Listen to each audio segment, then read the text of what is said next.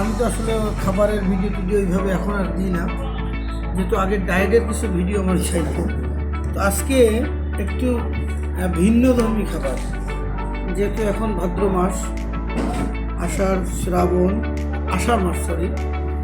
তো এই যে গাছের পাকা কাঁঠাল, হালকা খাজা হালকা অংশ, আর এই যে আমাদের ভাষায় বলে জাউ, মানে পানি জাউ, এর সাথে রস মেশালে হবে ক্ষীর, আর আমরা বলতেছি জাউ। তো এই জাউ আর এই যে মা দাঁড়াইছে, মা রান্না করছে আজকে, মা একটু দেখাই দাও। এই তো এই কার কার এলাকায় এই কাঁঠালকে এবং এই পানি জাউকে কি বলে কমেন্টসে জানাবেন। আর এটা আপনারা খাবেন, এটা ভালো। আলহামদুলিল্লাহ দেখেছো।